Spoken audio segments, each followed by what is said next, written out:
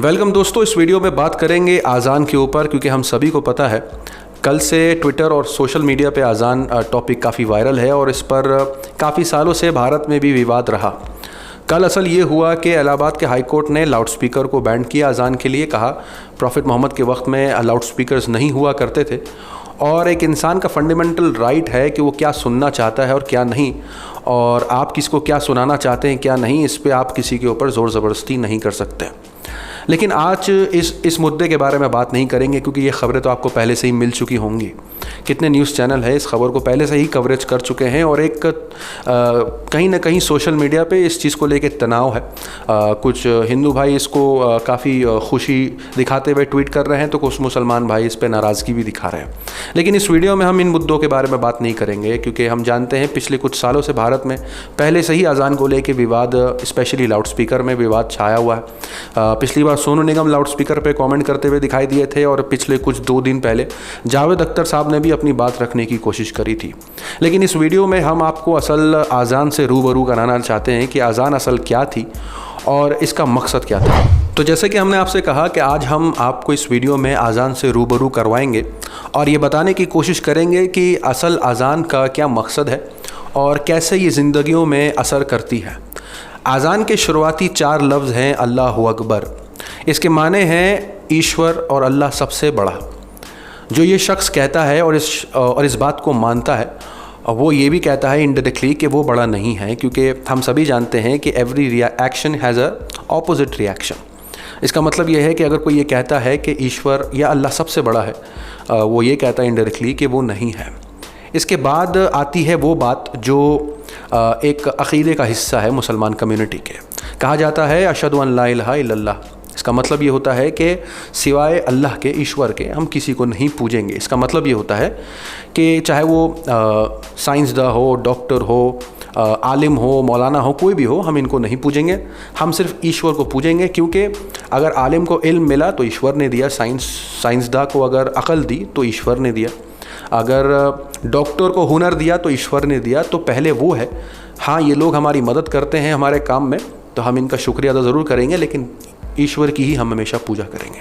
इसके बाद आता है अशहदु अन्ना मुहम्मद रसूलुल्लाह। इसका मतलब ये होता है कि जो प्रॉफिट मोहम्मद है वो ईश्वर अल्लाह के भेजे हुए एक मैसेंजर हैं, जिनकी तरफ से ये बातें हम तक, इंसानों तक पहुँची। इसके बाद आता है हय्या अलस सलाह। हय्या अलस सलाह का जो सीधा मतलब होता है वो होता है आओ सलात की तरफ। लेकिन पाकिस्तान और इंडिया में ज़्यादातर सलात को नमाज से जोड़ा जाता है, जो कि एक फ़ारसी लफ्ज़ है। लेकिन बहरहाल अगर हम इसको नमाज के ही तौर पे अगर लें तो कुरान में सलात या नमाज, आप जो भी कह लें, इसमें कहा गया है कि आप ईश्वर अल्लाह के ज़िक्र से कायम करें। और हम सभी को पता है कि ऐसे बहुत से ग्रंथ पहले भी भेजे जा चुके हैं जिनमें ईश्वर अल्लाह का हुक्म है और उसी के साथ इंसानों को सलात कायम करने को कहा है। सलात को एक तरफ से आप ध्यान में भी बोल सकते हैं कि उनको ईश्वर के हुक्मों के साथ। अगर आप फेमिलियर होंगे तो आप जानते होंगे मुसलमान जब नमाज़ पढ़ते हैं तो उसमें कुरान की आयतों का पाठ करते हैं। वो कुरान की आयतों को पढ़ रहे होते हैं और उन कुरान की आयतों में हुक्म है, जिनमें से कुछ हुक्म के बारे में आपको बताना चाहूँगा। जैसे कि झूठ ना बोलो, एक दूसरे की मदद करो, एक दूसरे के मज़हब को गाली ना दो, एक दूसरे से मोहब्बत करो, ख्याल करो, ज़रूरत में एक दूसरे के काम आओ, गरीबों को देखो। और इस सलात के बारे में अगर कुछ रेफरेंस चाहिए तो कुरान ने साफ साफ कहा है कि सलात तुम्हारी बुरी आदतों से बचाएगी, सलात तुम्हें बुरी ज़बान से बचाएगी। और ऐसी बहुत सी चीज़ें हैं जिससे सलात की वजह से रुकती है, क्योंकि उसमें इंसान ग्रंथों का और आयतों का पालन कर रहा होता है जिसमें ये हुक्म आए हुए हैं। उसके बाद आयत है हय्या अलस सलाह के बाद हय्या अलल फलाह। हय्या अलल फलाह का मतलब है आओ कामयाबी की तरफ, क्योंकि हम सभी को पता है जब किसी को सलात कायम करने बोली जाती है तो उसको असल ख़ुद पे काबू करने बोला जाता है, क्योंकि इंसान ऐसी बहुत सी बातें सोचता है, बोलता है, करता है जिसका उसे भी इल्म नहीं होता, और अपने जहन को काबू कर पाना ही असल सलात का पहला मकसद था। तो जब ये कहा जाता है हय्या अलल फलाह तो उसका मतलब होता है आओ कामयाबी की तरफ। तो जिस इंसान को अपने हाथ पे काबू होगा, जहन पे काबू होगा, ज़बान पे काबू होगा, आँखों पे काबू होगा, बुराई से बचेगा, तो वो कामयाब होगा।